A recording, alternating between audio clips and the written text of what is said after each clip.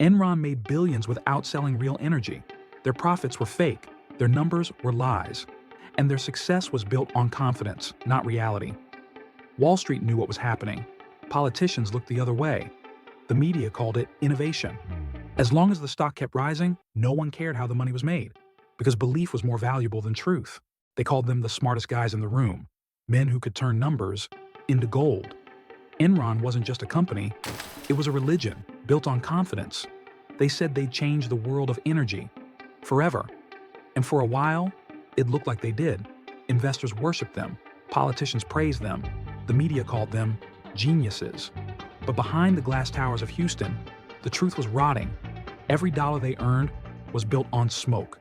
This is the story of how one company fooled the entire world until the lights went out. In the 1980s, America was obsessed with power, financial, political, electrical, and in Houston, Texas, one man wanted to control it all. His name was Kenneth Lay, a smooth-talking economist with a preacher's smile and a Wall Street mind. He had an idea that sounded impossible: to turn the chaotic energy market into a machine of pure profit. In 1985, he founded Enron, a company that promised to revolutionize energy. But behind the mission of innovation and progress, there was something darker, a simple, dangerous belief. If people believe in you, reality doesn't matter. Enron wasn't built on oil. It wasn't built on gas. It was built on confidence. And confidence, when weaponized, can move billions until it breaks. Within 5 years, Enron was no longer just a company, it was the future.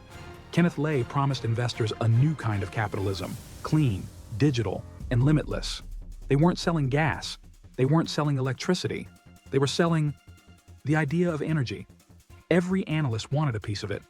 Enron's stock exploded, rising from $20 to over $90 in just a few years. Magazines called it the company of the future. CNN called Lay the man who tamed chaos. To the world, Enron looked unstoppable, a miracle, born from math. But inside those shining glass towers, the numbers didn't add up. They just looked perfect. Enron had found a way to hide reality behind presentation, to turn debt into profit and loss into legend. Enron's secret weapon wasn't oil. It wasn't gas. It wasn't even technology. It was accounting. They called it mark-to-market, a system that let them record future profits as if they already existed today. They could build a power plant, guess how much money it might make in 10 years, and add that number to their balance sheet instantly. It was legal, but it was also insanity, dressed as genius. Every deal looked like a victory. Every month looked like growth, and every lie looked like success. Inside Enron's towers, spreadsheets became scripture. The numbers didn't describe reality, they replaced it. Employees stopped asking if the company made money. They only asked how to make the story look better. When you control the numbers, you don't need to control reality. Enron discovered it could make money, not by selling energy, but by selling bets on energy. They created a digital marketplace where traders could gamble on the future price of electricity, of gas, even the weather. Suddenly, they weren't a power company anymore. They were Wall Street in disguise. Every click, every contract, every prediction. Enron took a cut, and the profits looked infinite. They called it innovation. The media called it genius. But no one asked the one question that mattered. What happens if the bets go wrong? The answer would come later, in blackouts, in bankruptcies, and billions lost. But for now, Enron looked unstoppable. The illusion was working. In 1990, Enron hired a man who would redefine greed. His name was Jeffrey Skilling, a Harvard MBA with the charm of a salesman and the ego of a god. He didn't believe in limits. He believed in perception. To him, numbers weren't facts. They were weapons, tools to shape reality, not describe it. Under Skilling, Enron became a cult. Employees called themselves warriors. Failure wasn't allowed, only the appearance of success. Every deal, no matter how risky or how stupid, was celebrated as brilliance. And if profits didn't exist, they simply invented them. Skilling had one rule: if you believe it's worth money, it is. That idea made him rich. It made him famous. And for a while, it made him unstoppable. Inside Enron, success wasn't a goal, it was a religion. Every employee was ranked, from 1 to 5. The top 20% got bonuses. The bottom 15, fired, every year. They called it rank and yank. A system built to turn ambition into fear. People stopped working together. They started fighting each other. Lies became survival. Managers didn't want truth. They wanted good numbers. So employees learned to give them exactly that, no matter how fake it was. They worked 80-hour weeks, chasing imaginary profits, burning out just to keep the illusion alive. And the higher they climbed, the harder it became to admit there was nothing underneath. Enron didn't need truth anymore. It needed believers. By the mid-1990s, Enron was making billions on paper, but the real cash wasn't there. Behind the glowing reports were massive losses buried in the shadows. So they created a way out, a maze of fake companies called special purpose entities. Each one existed only to hold Enron's debt and make the parent company look clean. The trick was simple: move the losses where no one could see them and call it innovation. They gave these entities names like Chuko, Jedi, and Raptors, cartoon names for billion-dollar lies. Wall Street didn't ask questions. Auditors looked away. Everyone was making money, or at least pretending to. And as long as the numbers kept climbing, no one cared that the foundation was hollow. Enron wasn't playing the market anymore. It was playing reality itself. By the year 2000, Enron was unstoppable. Its stock hit record highs. Analysts called it the most innovative company in America. Employees were millionaires. On paper, they bought mansions, cars, and stocks with borrowed money, believing the ride would never end. Inside, executives were drowning in secrets. Every quarter, it took more lies to cover the last ones. They were juggling billions in fake profit, and no one dared to drop a single ball. The higher Enron climbed, the more fragile it became. One bad deal could break the entire illusion, but no one stopped. No one wanted to, because the moment the truth came out, the empire would collapse overnight, and everyone inside would go down with it. Enron wasn't a company anymore. It was a house of cards built on greed and fear. In early 2001, the first cracks appeared.